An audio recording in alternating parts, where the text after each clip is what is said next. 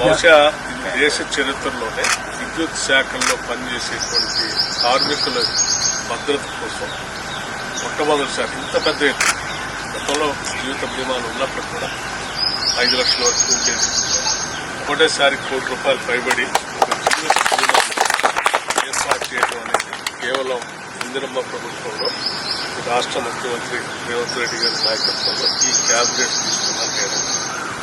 ఇంత గొప్ప కార్యక్రమం బహుశా కార్మికుల కోసం ఏ ప్రభుత్వం కూడా ఆలోచన చేసి ఉండకపోవచ్చు.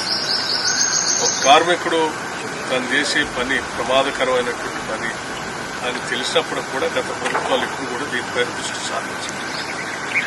మనం ప్రభుత్వం వచ్చిన తర్వాత ఒక నిర్ణయం తీసుకొని వాళ్ళందరికీ బీమా ₹1 కోటి పైబడి ఇచ్చాక తిరిగి ఆ కుటుంబంలో కంపాషనేట్ అపాయింట్మెంట్ పేరు మీద వాళ్ళకి ఉద్యోగ అవకాశం కూడా ఉంది.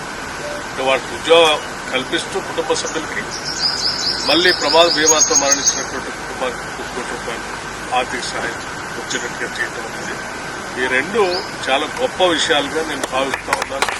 దీన్ని ప్రభుత్వ ఆలోచనని సంపూర్ణంగా ఎగ్జిక్యూట్ చేసి దీన్ని కార్యరూపంలో తీసుకొచ్చిన సీఎండీని కూడా నేను వరుణ్ రెడ్డి గారు ప్రత్యేకంగా ఇది మన ఎనర్జీ శాఖలో సింగరేణి కార్మికుల్లో ప్రవేశపెట్టాం. అట్లాగే ఎలక్ట్రిసిటీ డిపార్ట్మెంట్లో ప్రవేశపెట్టాం. కొన్ని లక్షల మంది పనిచేసేటువంటి కార్మికులకు ప్రత్యేకంగా ఉపయోగపడే ఈ కార్యక్రమం నిజంగా ఈ ప్రభుత్వం యొక్క బాధ్యతకి నిబద్ధతకి ఈ మనకున్నటువంటి కన్సర్న్కి మానవత్వానికి ఒక ప్రతీక.